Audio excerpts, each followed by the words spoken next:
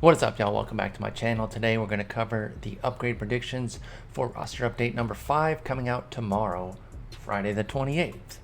We're going to start in the reverse this time. We've been going from the diamonds on down. We're going to start with the commons and work our way up.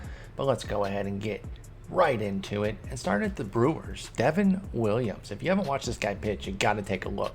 Dude is absolutely nasty. Been featured on Pitching Ninja a bunch. If you don't follow Pitching Ninja, all one word on Twitter, also an awesome follow. I got him getting a massive upgrade up to a 72. I think a full rework of his card.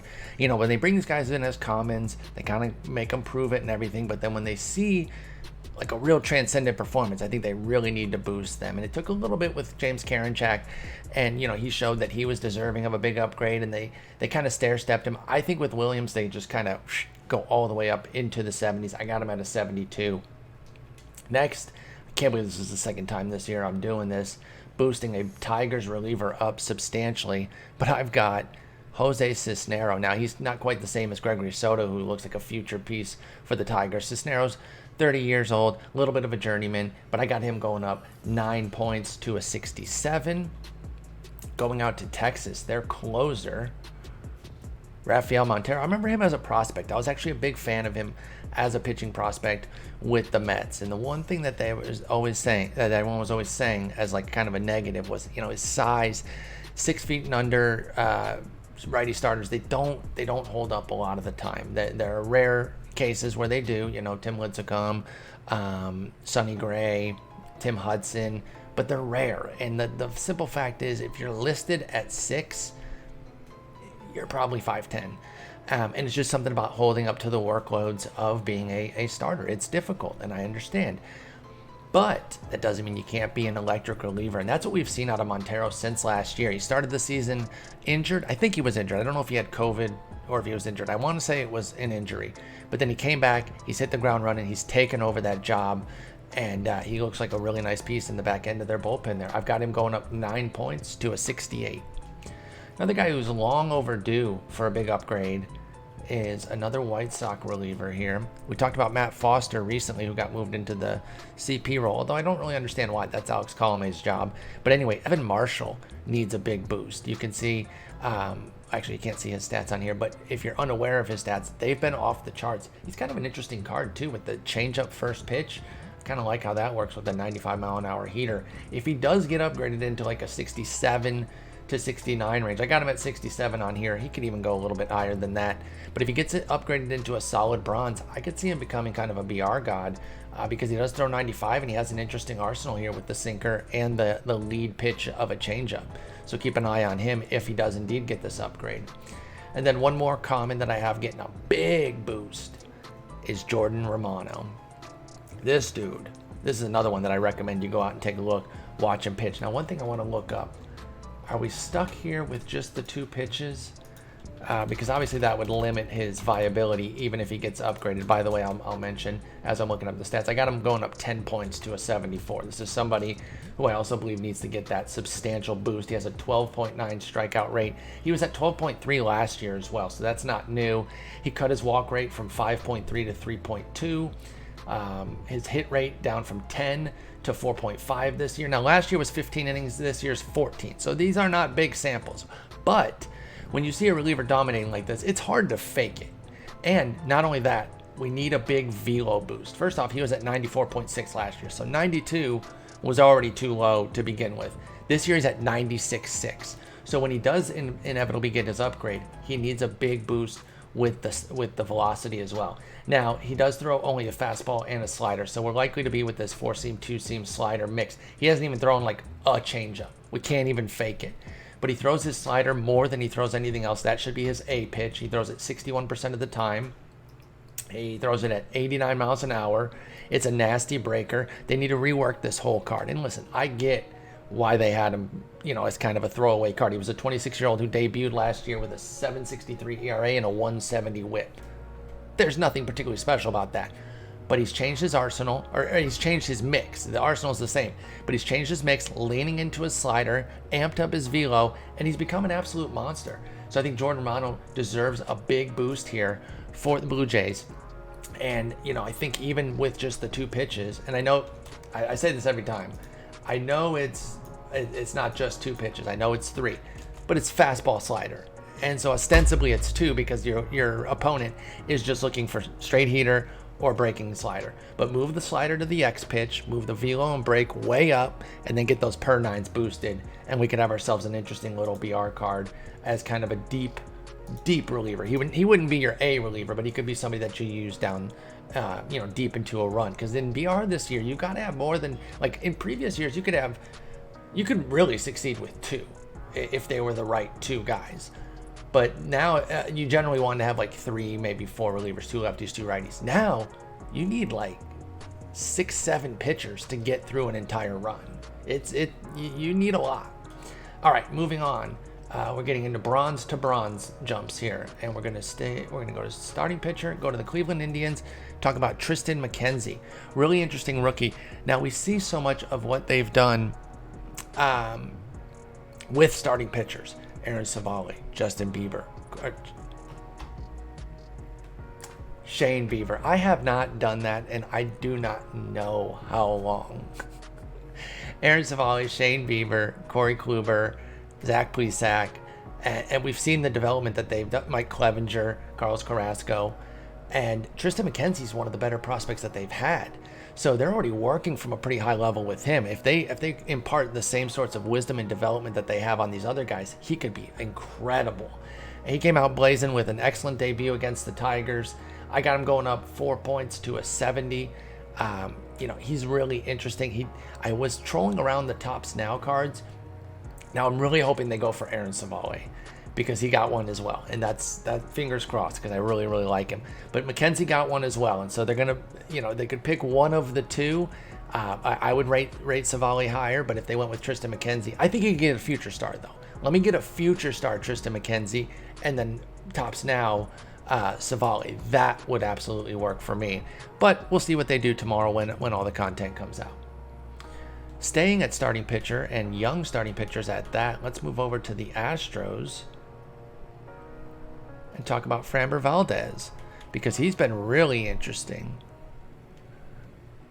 And I've got him going up all the way to a, where do I have him? I got him going up to a 73. So I have a 6-point boost for him, and I think he deserves a really nice reworking here of some of the stuff that he's been able to do. I'm going to pull up his numbers really quickly here, because if I could spell Framber, I could do it in a more expedient manner. But he's not walking guys at a clip that deserves that low of a walk rate. In fact, he's really improved. I thought so too, and I didn't want to speak out of turn, but he has improved his walk rate from 5.6 to 2.1. That is a massive jump. So that 24 BB9 needs to go way better. And I think we should see a healthy boost here into the 70s and really set Framber Valdez up to maybe get silver relatively soon if he keeps pitching like this. I mean, you look at it, he's got 9.4 Ks, 2.1 walks, 7.8 hits per 9, and a 0.5 homer per 9. 235 ERA, 110 whip. He's been excellent. So maybe even get silver from here. But I put him at a 73. I played it a little bit conservatively, and I think he's going to get a nice healthy boost.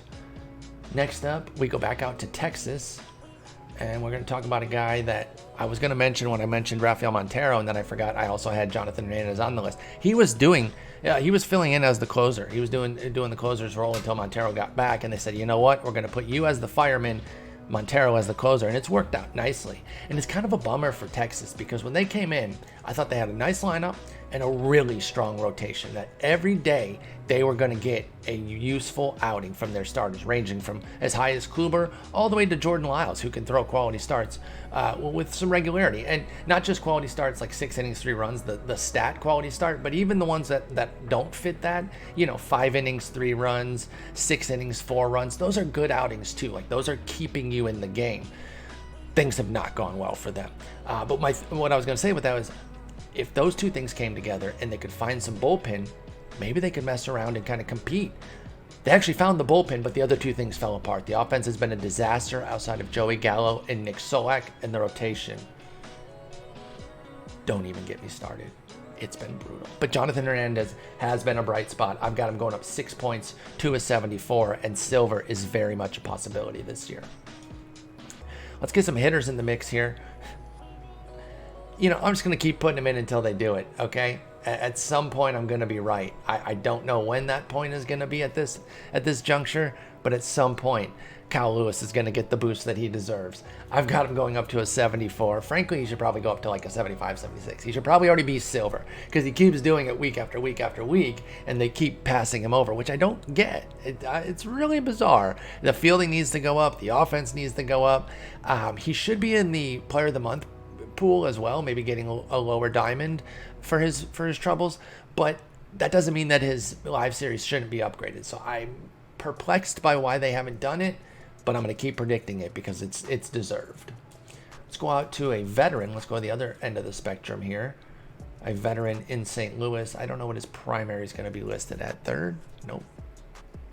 Second? Yes, Brad Miller. If you played MLB The Show long enough, you know Brad Miller cards absolutely smack the ball. I don't even know if I've used them much this year yet. Not yet.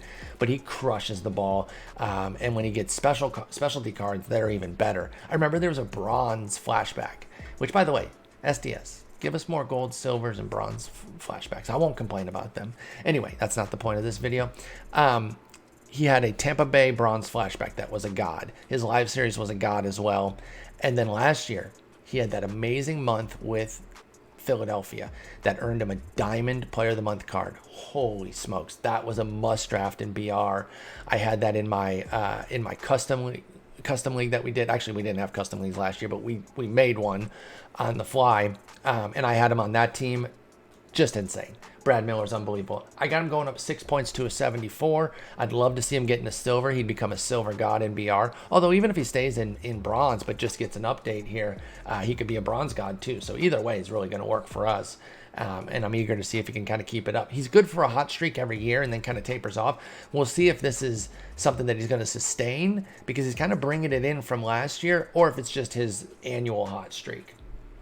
Let's get another reliever in the mix here who's been incredible and definitely has shown out this year. And I understand why he had to start off very low because we didn't know anything about Josh Stomont. But now that we do, it's high time to move this card way up. I got him going up 6 points to a 74. He's been unbelievable. I'm going to look and see if he has a changeup that he's maybe thrown a few times that we could fake for like a Player of the Month or a Tops Now, or maybe even a Future Star. He's 25. I don't know. No, I don't know about Future Star. Honestly, if they're going to do a Future Star, no, he's been only fastball, curveball. If they're going to do a Future Star reliever, because they don't, if you've noticed, there are no Future Star RP cards. In fact, the Melvin Adon for the San Francisco Giants is the only prospect card that is a reliever because there aren't usually relief prospects. That's kind of a rarity. Relievers come from failed starters. And that's kind of a harsh way to say it, like failed starter. Like I'm not trying to denigrate them, but that's what it is. You matriculate if you don't quite develop the third pitch, or you can't go more than 2, 3 innings, 4 innings, then you move into the bullpen. So that's how it ends up being. So there aren't really prospect relievers. But one of the guys that we're going to talk about, in fact, am I on him yet? I should have saved this talk for that. No, I'll just spoil it. But I have James Karinchak on the list again. And I think they should consider a Future Star card for him because he is a legitimate relief prospect. He's been absolutely absurd. In fact, we'll just go, we're going to skip around here just a quick bit here since it's close. And we got him. I got him going up to a 76 into silver. And I've been checking the Tops Now site like every day, hoping that they would make a card for him. They haven't. So I would implore SDS to consider a Future Star for him. I think the community would like it because he is so nasty. You could make the fastball, curveball just obscene pitches. And even though he does have a little bit of a walk rate issue, it's more because his stuff is so nasty. There's a difference in walk rates and how they're made. Sometimes it's because you can't control your stuff at all. Like you're wild, you've got bad mechanics, this and that. And he has a little bit of that for sure. But a big part of it is because his stuff is so gross, particularly the curveball. It's so filthy that it's difficult to rein in. And that's a good problem to have. And it often fools batters. So the only way they can really take a bunch of walks, though, is if they go up there and they just put the bat on their shoulder. But then he's going to pipe fastballs in and dot those all over the zone and strike you out that way if he sees that you're just taking pitches.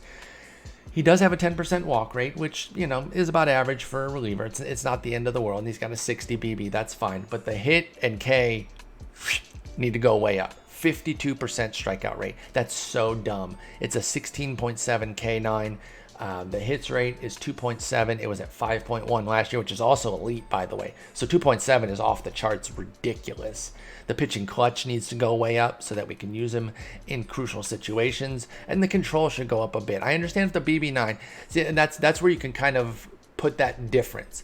It's not that he can't control his stuff. It's that it's kind of nasty and that he's not going to give in to hitters. So he will walk some guys. Like there will be a persistent walk. I don't even want to say issue, but there will be a persistent walk rate in the 8 to 11% range for him. So keep the BB9 at 60. That's fine. But move the control up on his pitches a bit. And please, please, please get the break on that curveball way up. Honestly, it should be a 99. But anyway, I love James Karinchak, and I'd love for them to consider giving him a Future Stars card, even though it would be kind of atypical for a reliever to get one. All right, let's go back in order here. Let's go back out to St. Louis. We have a starter here who's playing pretty well. He had a great season last year, but I didn't quite believe in it. And a James Karinchak buy order comes in just as I do that. That's funny. But Dakota Hudson, he had that gaudy ERA, but it was a little bit, I don't even want to say fraudulent because that's too strong of a word, but it was a little bit suspect because he doesn't strike a lot of guys out and he had a walk issue. Now, some of that, what he was doing was by design. He's a huge ground ball guy and he doesn't like to give in. So if you're not going to strike guys out, then you better not give in and just lay the ball in there all day and get beat around the yard. Okay, he's kind of tweaked things a little bit. His strikeout rate has jumped up to a little bit more palatable 7.6 per 9, which is that's not bad. You can live with that with the big ground ball rate and the walk rate coming down to 3.3. So credit to him. I think he's earning his ERA a little bit more this year at 3.32. And not all ERAs are created equally, and that's why things like FIP and Sierra and XFIP and all that, you can look at them and use them as a tool, but you have to understand how they're made and not just say, well, because his FIP is usually in the mid-4s, that he's instantly bad. He does a lot of positive things, and I think we're seeing enough to get a little bit of a boost for Dakota Hudson, move him up 4 points to a 72. Next up, this is one of my guys, man, and I may have undersold him. In fact, I kind of hope I have so that I'm pleasantly surprised when he goes silver. But I moved Rake Cronenworth into bronze. Or I kept him in bronze, I should say. I moved him from 70 to 74. But if they went ahead and just said, you know what, you underdid it, and they put him at like a 75, 76, I'd be geeked. Because I love this guy, man. I did not know a ton about him coming into the year. I knew that he was in the Blake Snell deal, as I'm calling it, even though he wasn't part of that trade. The one where he said, we traded Tommy Pham for a slapdick prospect, this and that. We all know about that. He was kind of the ancillary piece that nobody was talking about. People were either talking about slapdick prospect, who was Xavier Edwards, and he's not a slapdick.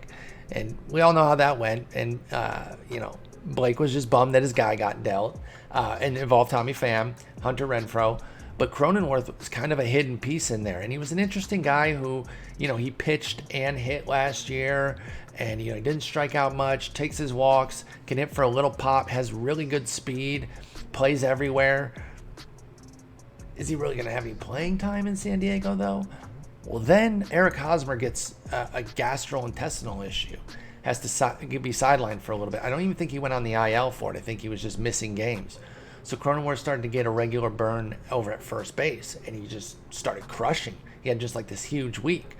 Well, then Hosmer comes back, and here's Jurickson Profar, who's just really not hitting at all. Like, it was really bad. So it's like, well, I think Cronenworth has to stay in the lineup.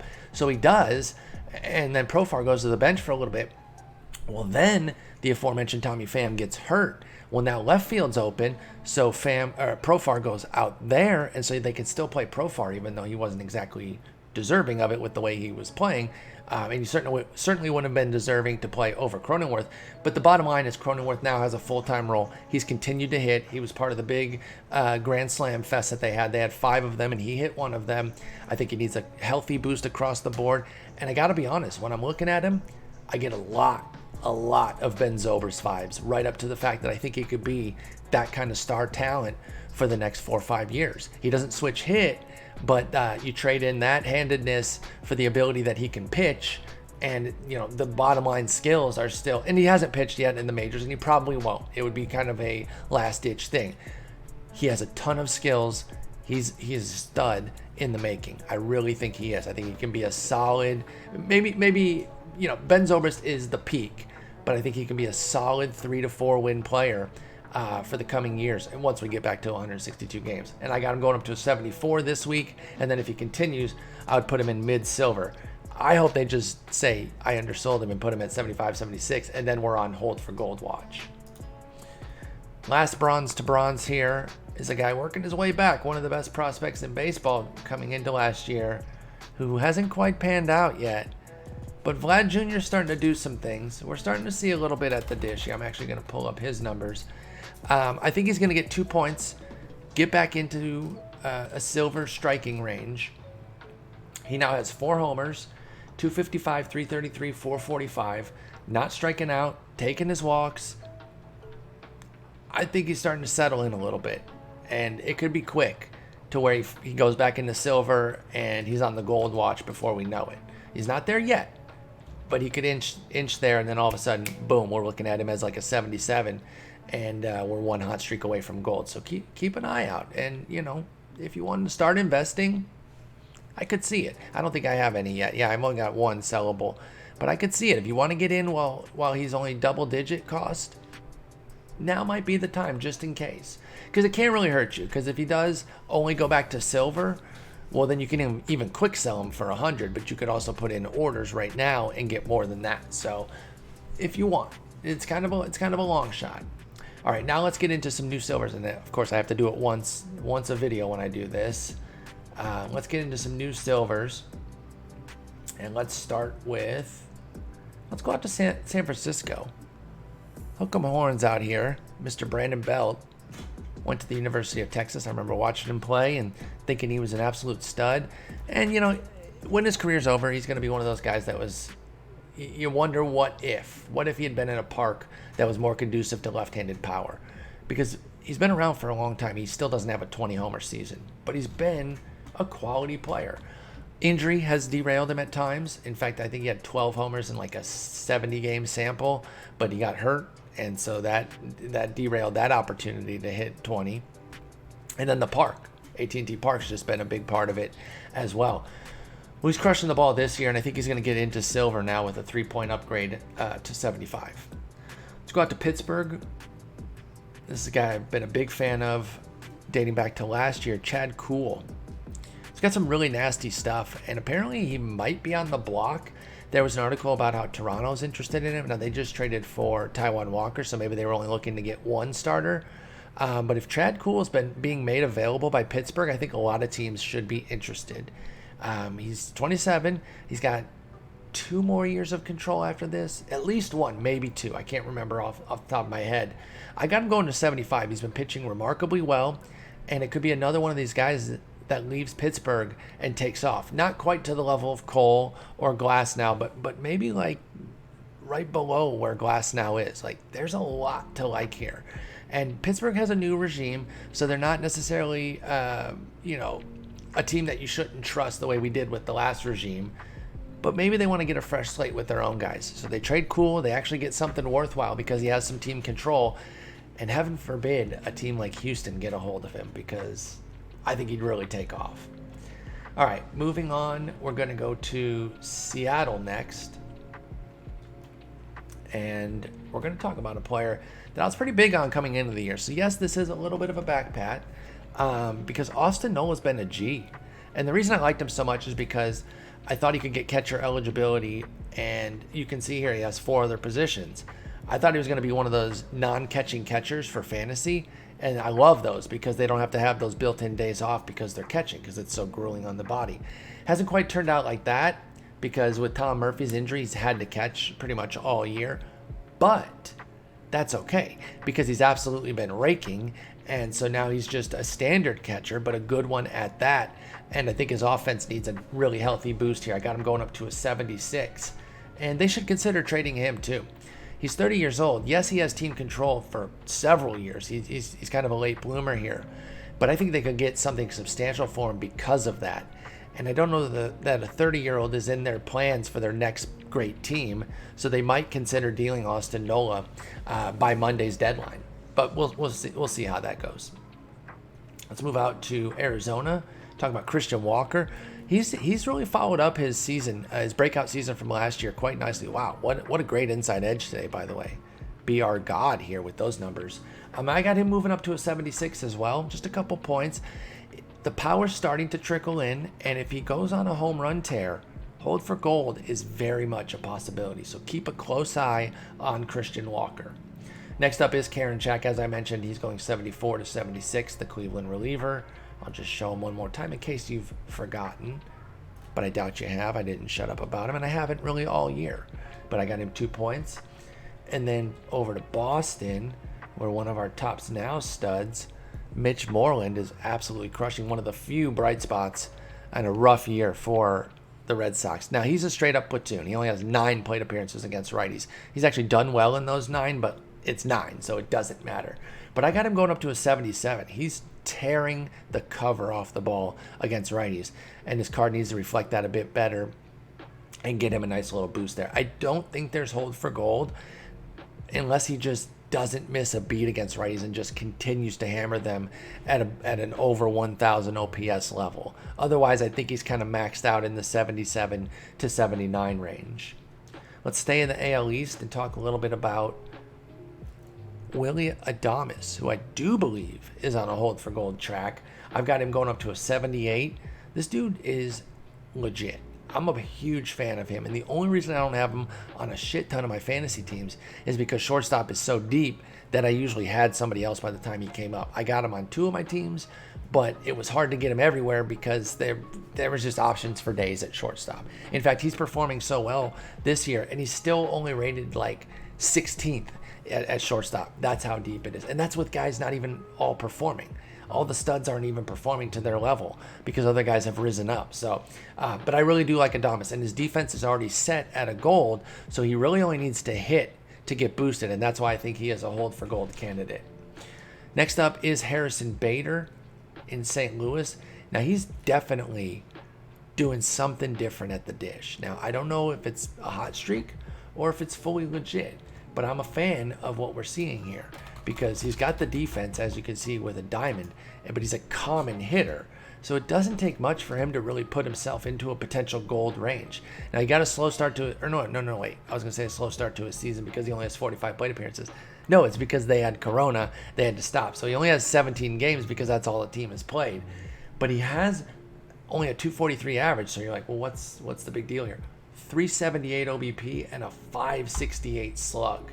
He's smacking the ball. 4 doubles, a triple, 2 homers among his 9 hits. For those counting at home, that's 7 extra base hits out of 9 total hits. So I think he needs a nice little power boost here. And then you kind of see if he can keep it going for another week to 10 days to decide if it's worth putting him into gold. I don't think he can go gold off of just 45 plate appearances. But if he keeps this newfound hitting going, I think it's time. Next up, pardon me. Next up, we have 2 more silver to silvers, by the way. I didn't announce when we went from bronze to silver into the silver to silver range.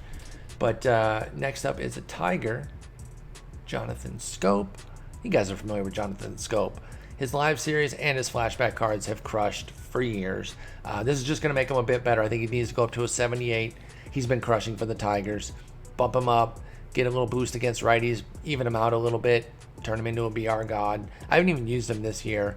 He hasn't really come up in a lot of my drafts, though. In previous years, he'd come up in like every draft, so it was easy to draft him. But this year, we haven't seen it as much. Next up is one more silver to silver here with the Cleveland Indians is Tyler Naquin. But he's setting himself up for gold. He's kind of a supercharged Bader because he's got a diamond defense, but he has bronze hitting, and so he's in a much better situation where he doesn't have to quite hit nearly as much as Bader to prove that he deserves gold. So I got him going up to a 79, and then it's one of those things where it's like, hey, if you keep going from here for another week to 10 days, gold. because he only has 43 plate appearances, and that's because he was hurt for a little while. But he's hitting 310, 326, 476, and he doesn't have his first homer yet, but he has 5 doubles and a triple. So I think a little boost just to give him a little love and put him right on that gold cusp. And then if we see him hitting for the next week, then we go hold for gold with Tyler Naquin. All right, speaking of golds, now it's time. Let's get into these new golds here. And I got 4 of them for you. Oh, there, I did it twice. By the way, this is just a sampling of my picks for the week. If you want to go to my Twitch, twitch.tv/spore, and subscribe, I've got the full rundown of names there. This is always about half of the names that I usually have. Let me see. Let me get you a full count here. This week I had 91 names. I went team by team. I had 91 names total that deserved upgrades in my opinion, and this video has 38 of them, so not quite half. We'll do, that's 42% of them, so it's still a decent sampling. I hope you guys feel that it's a decent sampling, but there are more to be had if you are interested in subscribing, and I know not everyone can, and that's why I like to do some of it without having to subscribe, just supporting the YouTube channel and hanging out. That's totally great. But I got 4 new golds for you. We're gonna start in Arizona. Yeah, I'm going back to it. I thought he deserved it last week. They kind of trolled us with the 3-point jump from 76 to 79. That's all right, though. It set us up for a hold for gold. And if anything, his price went down a little bit so we could get some more. I think I have 60. So I'm ready to go. This is one of my highest investments. I know some of you crazies out there go for like 150 shares of the guys that you love, and hey, I respect that. No shade in that. I say crazy in a loving manner there because I don't have the patience to put in all the orders. So this is considered a very, very, very, very high investment for me. Usually if I'm in the 50 to 60 range, I fully believe I totally set on the guy. I had 55 voits last week, I think, and I got 60 gallons. I think he's going to get it this week. Let's go to a guy I mentioned a little bit earlier. I hope he gets that tops now and gold at the same time, Aaron Savale. Either way, he's a hold for gold, so if he doesn't get it this week, hopefully next week, but I got him getting the 2 points and going up to an 80. By the way, this price disparity is really interesting. Even if you're not fully sold that he's going to go for gold, you can flip. I mean, you can just flip him all night and make stubs that way. But I do think he is going to go gold, if not this week, then next, if he has another great start, because he's been awesome. Please give me tops now, Diamond. I'd put him in my rotation instantly. Let's stay in the Central here and go out to Chicago. And as you can see, the market's already pretty keen on this one, so I'm not going to spend a lot of time on Eloy Jimenez, but I do think he's getting it this week. It's time. He's been awesome, and I think he's going gold with a 2-point boost. I don't have him on the list, but I'll say that this guy probably is too. Just saying. Let's go to Toronto and talk about Teoscar Hernandez. I think he's going to get the 3-point jump into an 80. He continues to perform. Now, when he first started going, I kind of said, hey, this looks like kind of just a nice hot streak, not so much of a major skills change. And I'm not necessarily changing my tune on that belief, but the hot streak's continuing.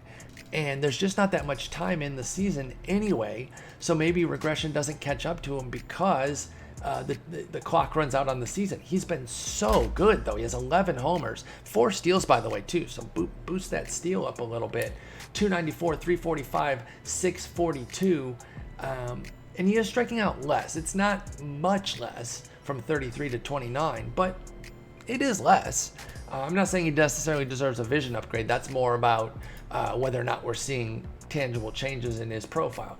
But he's just absolutely tearing the cover off the ball. So it's time for him to go to gold. So yeah, Teoscar, Savale, Gallen, and Jimenez. Those are the 4 new golds. Now I got a few gold to golds here, and these guys are going to be on Diamond Watch now. We're going to start in LA with Corey Seager. He's staying healthy and he's crushing the ball. I got him going to an 83 right now. And if he just continues to perform, health is really the only obstacle for him. He just needs to continue to stay healthy. I think he can get back to Diamond this year. Next up in Atlanta is Marcell Ozuna. I got him going up 2 points to an 83. He's crushing the ball too. He got that tops now Diamond, which is very nice. And if he keeps performing, I think he could get to Diamond. Now, it's a little bit I don't believe in him quite as much as I believe in Seager. I think Seager's just a pure hitter, and injury is the only thing that stops him. With Ozuna, I think he'd have to kind of overperform his normal level, but he is kind of playing like the 2017 Marlins version that we saw, where he was killing it. He had 37 homers, 124 ribbies, and a 312 average that year. He's got a 283 average this year with 8 homers and 20 ribbies. And I know ribbies don't matter for the card. I'm just pointing out how great he's been. But yeah, 936 OPS is a career high. So he does need to go up a few points, and he could feasibly get to diamond if he continues to crush. Next up, back out to Chicago. This guy, I mean, everyone said, hey, we respect what he did last year, but he can't possibly continue to maintain a 400 BABIP. And Tim Anderson said, hold my bat. And then he threw it at somebody, bounced it right off his head. And he has a 400 BABIP again, y'all, on the button. This guy's insane. He's hitting 345, 387, 644, 6 homers, 3 steals. He's been a god. And I got to be honest, I think diamond is actually a potential this year. I got him going to an 83. And the key here, we know he can hit for the average. Can he maintain the power? Because his power's been off the charts this year. He has a 299 ISO. And that just takes out your singles. It's slugging minus batting average. And anything over like 250 is really strong. So a 299 is truly elite. And so that's why it deserves a big upgrade. If he continues to hit homers, watch out. And then another... Oh, wait. I'm going to stay on his team real quick. Because obviously with the no-no, Lucas Giolito, killing it. He has back-to-back 13 strikeout games. He's going to get a nice boost. I got him going to an 83. He should get a tops now for sure. A really healthy diamond, even better than the diamond card that we saw here when it was an 80. Was it an 85? Where is it? Is it not on the market? Maybe it's not on the market, but anyway. Oh wait, was it a 90? Oh, it was a 90. That's why. But yeah, the no one should be 95 plus. I mean, 97 to 99, I would think. And so that would be really interesting to see what he's able to do there. Big stuff coming for Lucas Giolito without a doubt. 2 more here in the hold for diamond. I have to come up with a slogan. I got my hold for gold and save for silver. I don't have a diamond slogan yet. Double down for diamond. No, that's stupid. That's stupid. Manny Machado. I got him going up to an 84. He hit 2 homers today, but the update's already closed. Or at least, they closed it on Wednesday nights.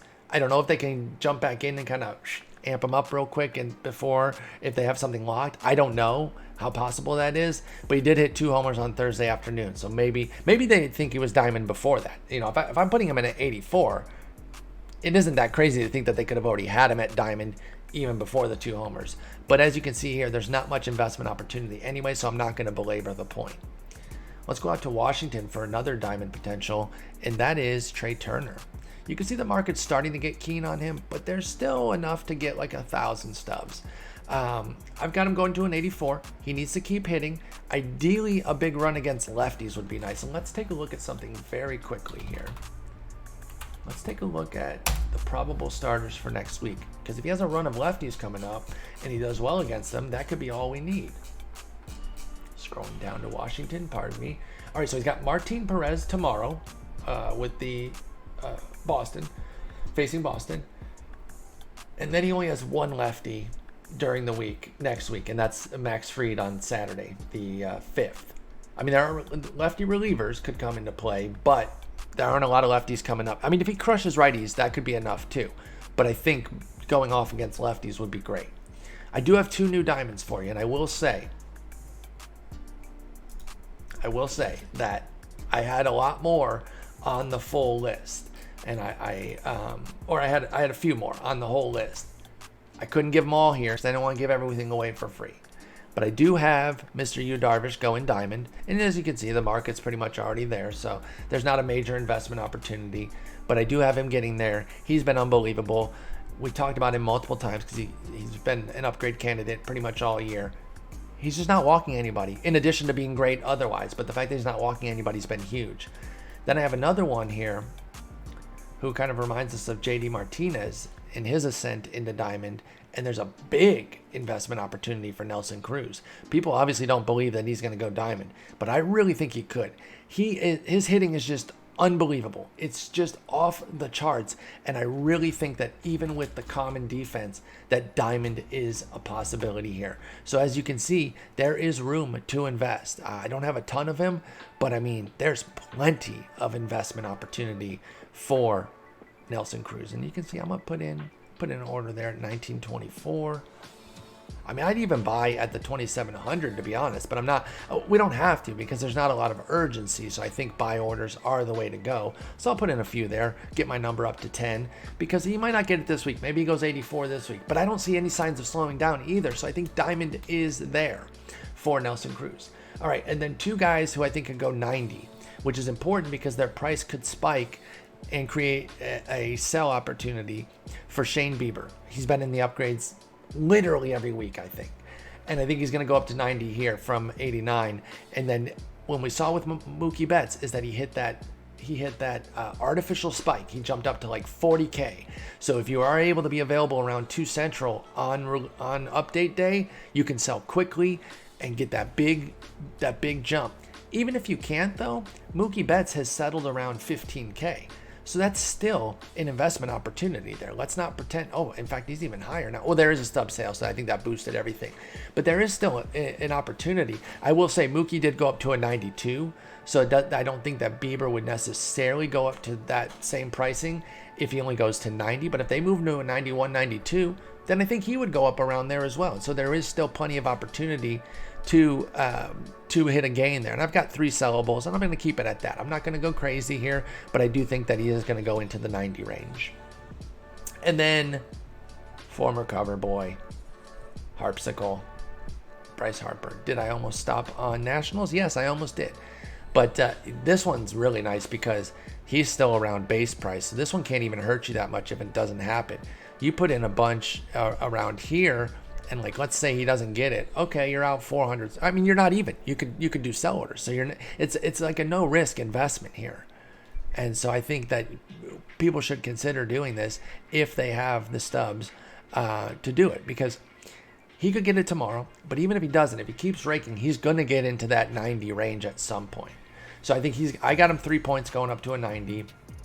I had Bieber just going up the 1 point. But honestly, I didn't really look at. I just said he's going to go 90 plus. But I really do think Bieber could go 91, 92. So those are the names. Hopefully you've invested in some of these guys already. I know the market's already in on some of them. But again, if you are interested in subscribing to my Twitch, twitch.tv/Spore, you can get these names earlier and a more robust list.